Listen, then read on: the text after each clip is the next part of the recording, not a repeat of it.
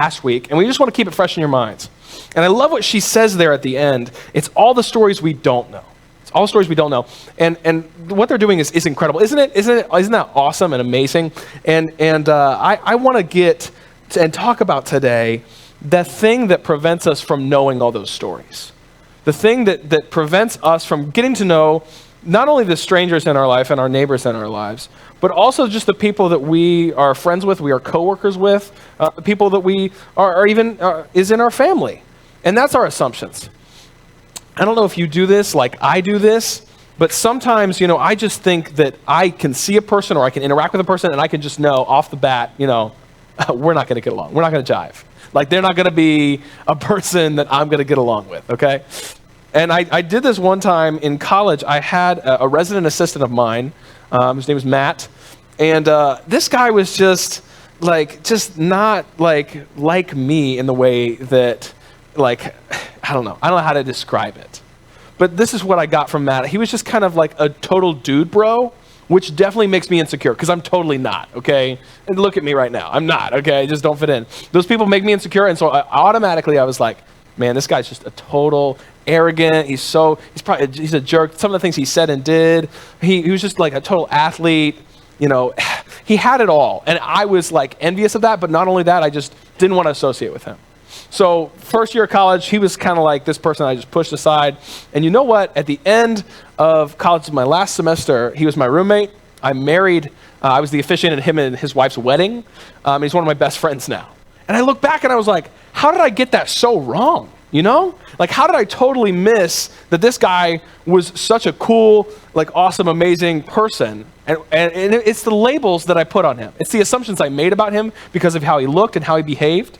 And ultimately in our lives, this is just something that happens, once in a great while. I think this happens way more than we think it does, where our assumptions and our stereotypes get in the way of us really getting to know people or really knowing what's going on in people's lives.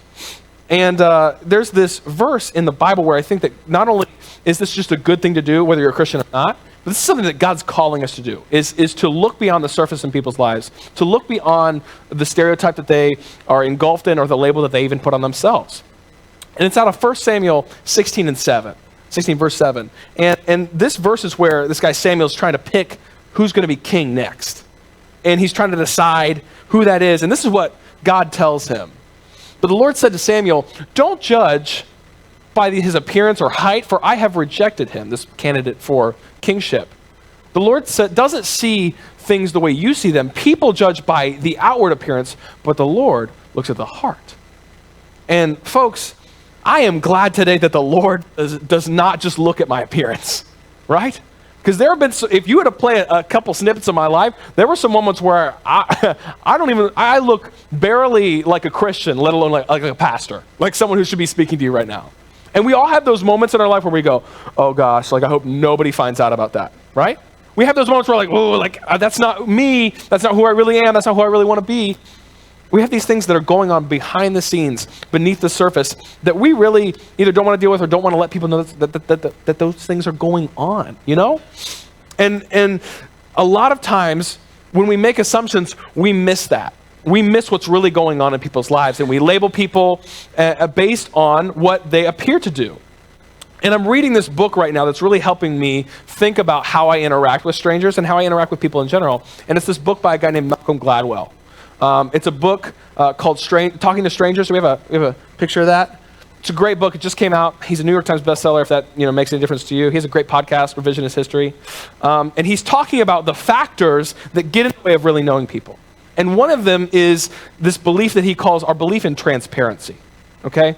And he talks about Friends. He talks about this scene in Friends where, Joey is interacting and his face shows how he is feeling, that he's happy or sad, or whatever. And he talks about how we oftentimes think that however people behave or however people look is how they are feeling or what they are thinking or how they are, what their character is on the inside. Like how we think that, if someone is lying, they'll have a tick, right? You'll be able to tell. They won't look at you or, they'll twitch a little bit. We have the belief that people are transparent, that we can look at people and better determine who they are as people, right? And we do this all the time. This is our natural tendency, just to believe that what we see, that what you see is what you get. That people, as they appear, are what they are. But that's really, like he really revealed how dangerous this is. And he brings like several cases, but I just want to talk about two today. He talks about Bernie Madoff and Amanda Knox. And if you know who Bernie Madoff is, Bernie Madoff was this guy who tricked, like thousands upon thousands of very wealthy investors to invest their money and use his scheme that would use derivatives to like net them like tens of thousands of dollars in earnings, which was crazy. And he was doing so well, and everyone believed him. Everyone totally believed that this guy could just make your money grow like nobody's business. But what they actually found out years and years later, that he was running a Ponzi scheme, which means that none of that money was actually being earned for them. He was collecting it all. It was so millions upon millions of dollars were lost for these investors.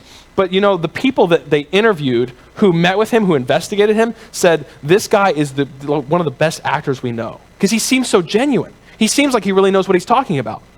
And so Malcolm Gladwell talks about how a lot of times people are mismatched. They don't show on the outside what's really going on the inside.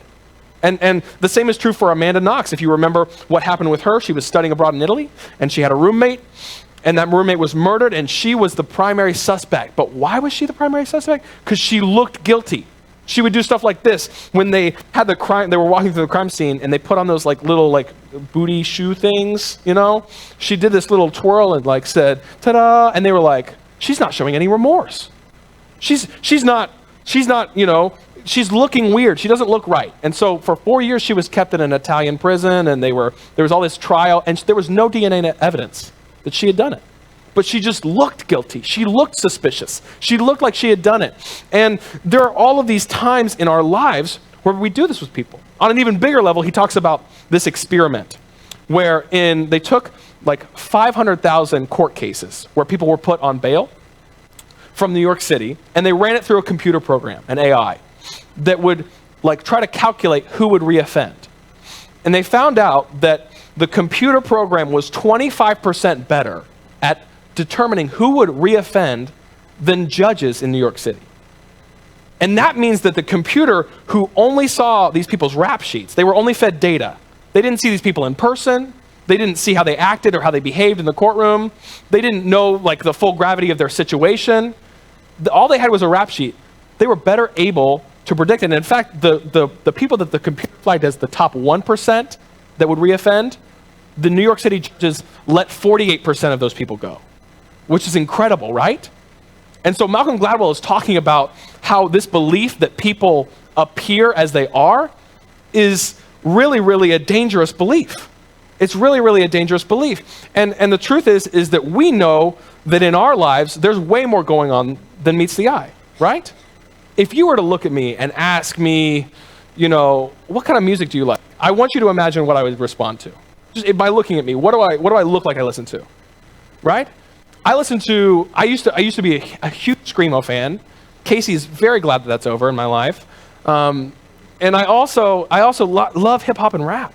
And so sometimes we know this about ourselves. We don't always appear to be as we are. We have stuff going on in our life. We have emotional situations that we're dealing with on a day-to-day basis. We have people in our lives call us up and say, hey, Dad's not doing well. And every day we're carrying around burdens and situations, problems in our life, things we're struggling with like addiction, and we're not showing it to the outside. We're not revealing that to the world. But what we forget sometimes is that other people are carrying around those same things too.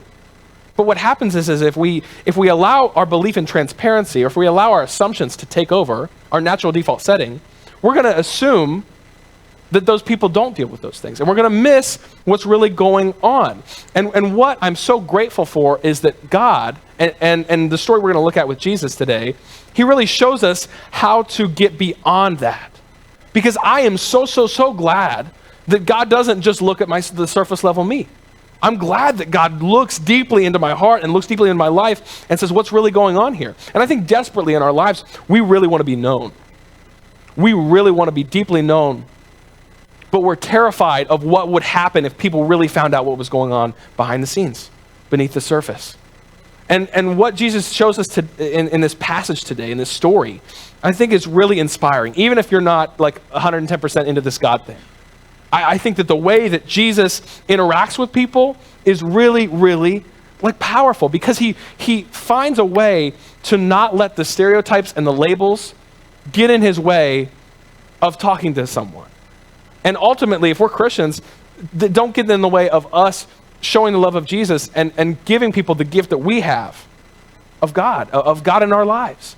And so I want you to just put yourself in the story today. As we walk through this, we're going to be reading out of John 4. And if you want to turn there, you can. We're going to have it on the screen over here in John 4.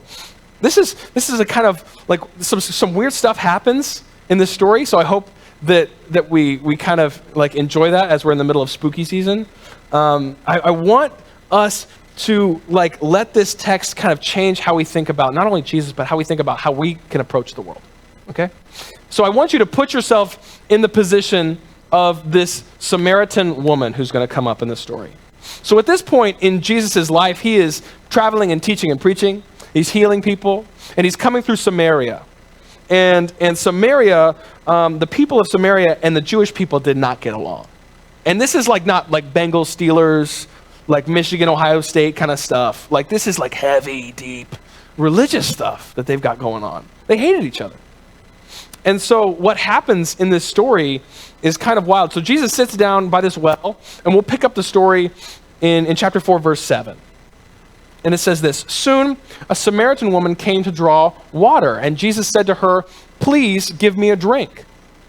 And he was alone at the time because his disciples had gone to the village to buy some food. And the woman was surprised, for Jews refused to have anything to do with Samaritans. She said to Jesus, 'You are a Jew, and I am a Samaritan woman. Why are you asking me for a drink?' And Jesus replies, 'If you only knew the gift God has for you and who you are speaking to, you would ask me, and I would give you living water. But sir, you don't have a rope or a bucket,' she said, 'and this well is very deep. Where would you get this living water?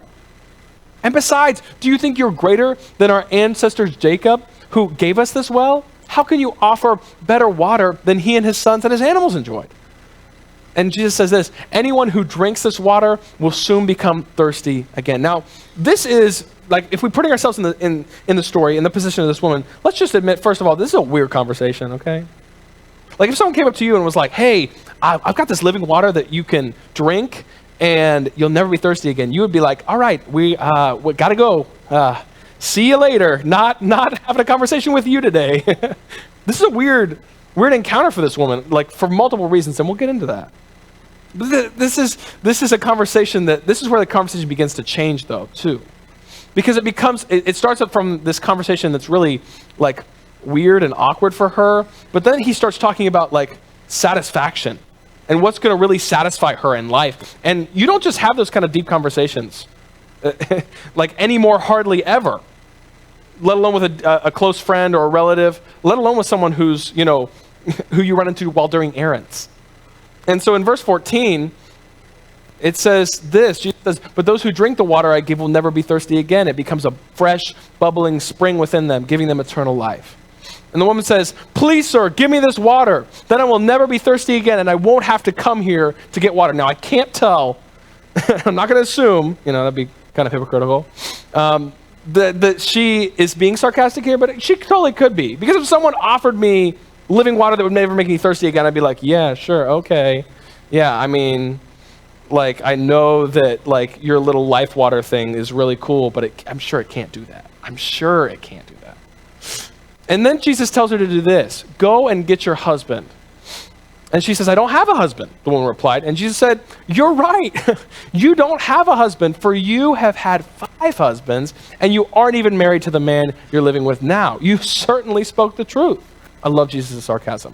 But also, like, think about this. You're having a conversation with this random dude, and he reveals your deepest, darkest secret. Like, talk about like a Twilight Zone moment, but also talk about like, massive amounts of panic, okay? I'm sure that this woman did not want to talk about this. So she says, "Sir, you must be a prophet." And then she changes the subject. So tell me, why is it that you Jews insist that Jerusalem is the only place of worship, while we Samaritans claim that it's here at Mount Gerizim where our ancestors worship? And Jesus replies, believe me, dear woman, the time is coming when it will no longer matter whether you worship the Father on this mountain or in Jerusalem. You Samaritans know very little about the one you worship, while we Jews know all about him. For salvation comes to the Jews. But the time is coming, indeed it is here now, when the true worshipers will worship the Father in spirit and in truth. The Father is looking for those who will worship him in that way, for God is spirit.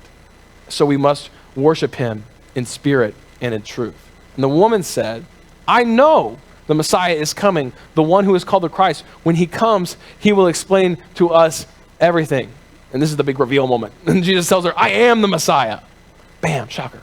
Just then, his disciples came back, and they were shocked to find him talking to a woman, because in those days, that was like you wanted something from that woman if you were talking to her. That's how that culture worked. And they even expressed it there. They were shocked to find him with a woman, but none of them had the nerve to ask, what do you want with her? Or why are you talking to her? And the woman leaves her jar beside the well and runs back to the village, telling everyone, come and see a man who told me everything I ever did. Could he possibly be the Messiah? And so the people came streaming from the village to see him. Now, story, right? Kind of weird story. So how does it fit? Where am I going with this? And this is the kind of crazy thing. I want to put ourselves back into the shoes of the woman at the well. I want us to walk through the story again, because she is doing something that we all have to do throughout the week, and that's run errands, right? And the weird thing is that she's doing it in the middle of the day. Because if you've ever done any outside labor, you do not do stuff at noon if you can avoid it, right? It's hot, it's awful. And we know, based on cultural research, that at this time, women would not go at noon. They would go with other women at earlier times in the day when it was cooler. And so what was happening is that she's coming at this weird time. She's just trying to probably get away and go and do this chore. And I don't know how you are when you run errands, but I am on a mission, okay? I'm going to get in there and get out of there. And one of the worst places for me to go to do errands is this Kroger over here at One-Man, okay? Sometimes I have to go there. It is infuriating to me, because I don't know why. It's like I've never had this experience before, but I feel like everyone's in my way, and I'm just trying to get out of there. And what happened a couple weeks ago is we're in line, and I mildly scratch Casey's back, friendly, platonic even. No PDA here, okay, folks? We're not that couple, all right? And this guy behind us says, me next. And I thought he meant he wanted in, he was next in line. I was like, oh, I'm sorry, He was like, no, back scratch. I was like, oh. And then I don't know, Casey can confirm or deny. He started talking about rubbing his wife's feet. And I was like, ugh. And so I went over and bagged groceries, and Casey dealt with that one. But if you're a woman in this congregation this morning, amen. If you have this experience, you have been approached by a strange man and asked a series of questions that you do not want to answer. Okay, it's happened. And I'm an extrovert. I love people, but I hated this kind of stuff. And imagine being this woman who's not only a woman alone with this strange man, but she's a Samaritan and he's a Jew. I mean, they couldn't be further apart. And if Jesus had let the labels and the stereotypes determine their interaction, none of this would have happened. Jesus should have left, or she should have left, because they weren't supposed to be together at that point, and they weren't supposed to have conversation. They're not best buds. This isn't what this is about. And he asked her a weird question. Can you get me a drink of water? And she's like, but you don't even have a cup for yourself. You're going to use my bucket? I don't think so. Ew. Probably got all kinds of weird stuff going on. Germs, who knows? And so she is just probably annoyed beyond belief, because she just came here to get some errands done. And here's this man. But then the conversation switches, right? And Jesus starts talking about satisfaction in life. And I think that's the moment that it kind of begins to hit for her, especially when he brings up the fact, the terrifying fact, the weird fact. How does he know this, that she's had 5 husbands and she's with someone she's not married to? How does he know that? And in that time, that would have been extremely taboo. But I think that we don't have to assume anything to think that what she was probably longing for, like a lot of us, was to be known, was to be loved, was to feel in some way stable and satisfied in life. And Jesus is talking about, hey, what if you had something, what if you had this water, what if you had this thing that sustained you, that satisfied you, that changed how you lived in the world? And she's interested. She's like, okay, I kind of want that. And here's what blows me away about what Jesus does, is that he doesn't have an agenda here.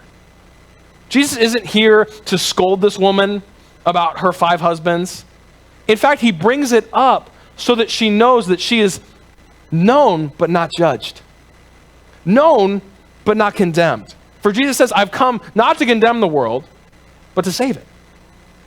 And the powerful thing about how Jesus approaches people is something that would be powerful for me. I mean, I desperately in my life want to be known and accepted without judgment.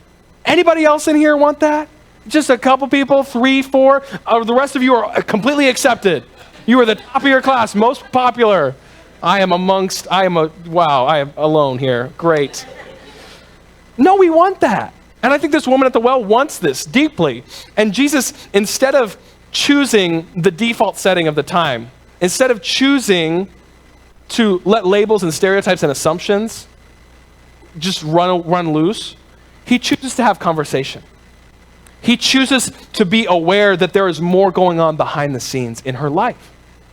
And this is what Jesus is inviting us to, is a sort of imagination where we remember and remind ourselves that, hey, just because this man in this line is telling you about how he rubs his wife's feet, he's a human being, and he has stuff going on in his life that I don't know about.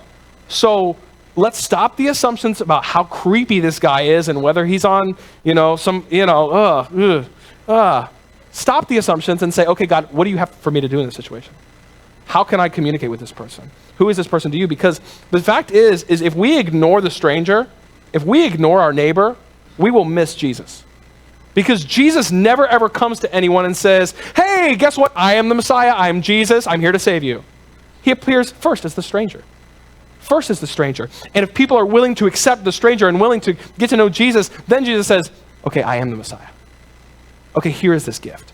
Okay, here. And the truth is if we are like blind to the stranger, if we were this woman and we were like, I'm not going to talk to this guy, we would have completely missed Jesus.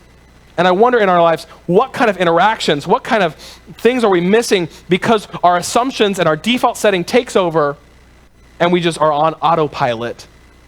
Not only in the grocery store, but at family get-togethers and amongst friends where we're missing stuff that God's like, hey, I want you to help this person feel known. I want you to help this person feel the grace that you've experienced if you're a Christian today. To know the love that you know. So how are you going to communicate that? How are you going to choose to get beyond the assumptions that say, I know everything about this person? The assumptions that I made about my friend Matt. The assumptions that we make about all kinds of people every day.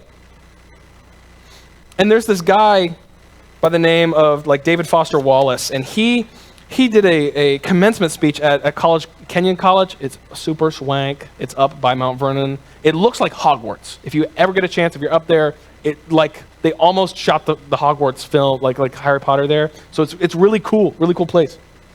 And I'm sorry, I'm like rabbit trails for days over here, sorry. He is talking about in his commencement speech to a bunch of college kids and post-college kids like myself, because, I just came out of college and you have all these flowery ideas about how the world works. And you're excited about your new job. And he's like, actually, adult life is really, really frustrating. And it's mostly mundane, boring crap, right? It's mostly stuff where you're like, ugh, like right now I have to get a credit card and it's been putting it up for like 3 months. And I'm like, oh, I got to get tires this week. Oh, I got to go to the grocery. I got to go Woodman Kroger. Oh. It's full of annoying stuff. And he's like, okay, during that annoying stuff, you have a choice to make. You have a choice to make. To either choose to be frustrated or choose to be aware. And this is how he talks about it. I love how he describes it. He's like, the point is that petty, frustrating crap like this is exactly where the work of choosing is going to come in.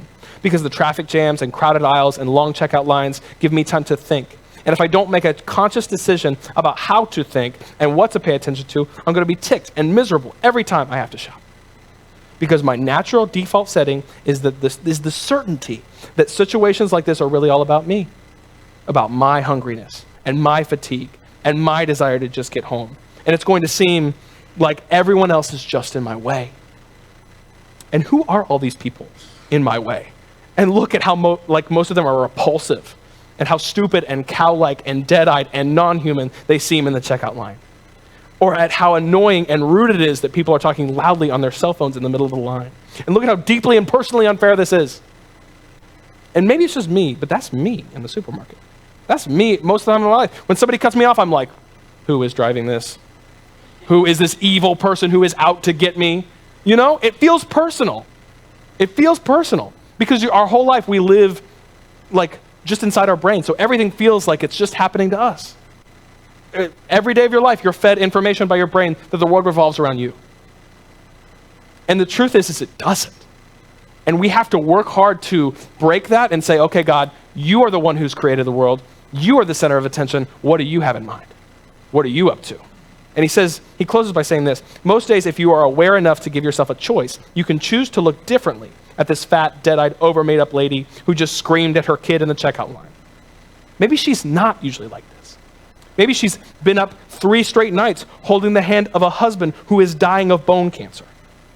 And if you're automatically sure that you know what reality is and you're operating on your default setting, then you, like me, probably won't consider possibilities that aren't miserable and annoying.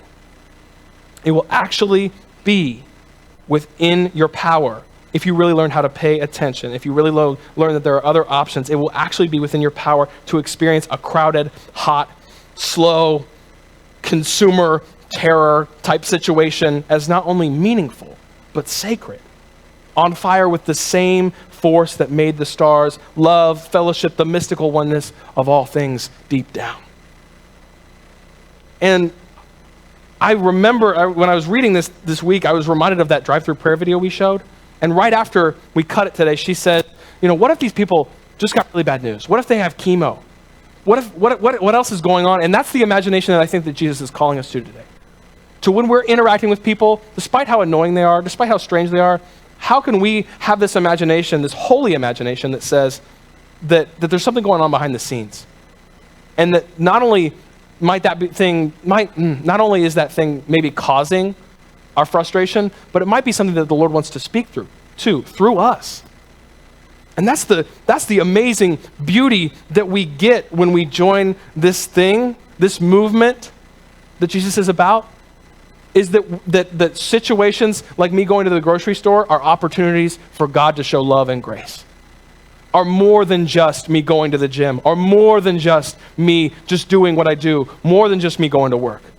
That God has more in mind for our lives than just the humdrum, and that the mundane can actually be something that's sacred and inspired and from God. And so my challenge for this week, my challenge to each of us, is to find someone in our lives, could be a family member, or it could be a complete stranger, that we have assumed something about, that we have labeled, that we have said, nope, that like Matt, we have said, okay, in my life, no, I'm not gonna be friends with this person. Who have we labeled? Who have we stereotyped? And how is Jesus calling us to lay those aside and choose conversation? Choose to get to know them better. So take someone out to coffee this week. Be open to a conversation and see what God does. Because if we're not willing to do this, we're gonna miss Jesus. We're gonna miss God who's at work in our lives in everything. Not just in super big mountaintop experiences, not just in conferences, not just in Bible studies, but God who is at work way outside of the borders of church. And so as we stand today, if you've got something going on in your life, the truth is, folks, is the big message here, the big picture is that God is always showing us that there's something more than meets the eye. And I know that there's more than meets the eye going on in your life. I know that you got stuff going on. I know that you're worried this week about something that's so out of your control. And if you need prayer, that's what we're here for. That's what the Christian community does, is we surround people when we're sad, when we're lonely, when we're excited. So if you've got a praise to share, come up. We're going to have people up here who will pray with you. So as we close in prayer, just want to remind you that That's what we're here for. We gather here not just to go through a set of motions, but to be here for each other and to learn together and to grow together. So that's my hope this week. Thank you for your time. We're going to pray. God, I thank you so much that you are a God who never ever says to us, you're too far gone. You're too far off from me. You don't look right. I'm glad you're a God who isn't going to play back the awful moments of my life, but that you're going to look at what's really going on and you're going to speak to that. And so I pray over my friends today that your grace and your love and your peace would speak directly to their situation. And then not only that, but that you would give us an imagination where we know that we can be a part of you giving your love and grace to the world. That we can transform our community with this stuff. That the way that we even go about the littlest stuff can change because you can give us a different, more holy way of being in the world. Would you bless all of our concerns, all of our needs today? And would you please go with us this week? It's in your name we pray. Amen. Thank you all. We will see you Thursday, 6 a.m. maybe. Maybe we'll see you for youth group. Maybe we'll see you next weekend. But we love you. Talk to you then.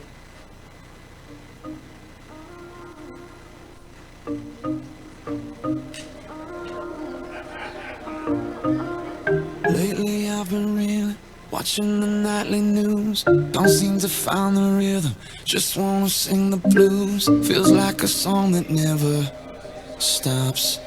Feels like it's never gonna. Gotta get that fire back in my bones before my heart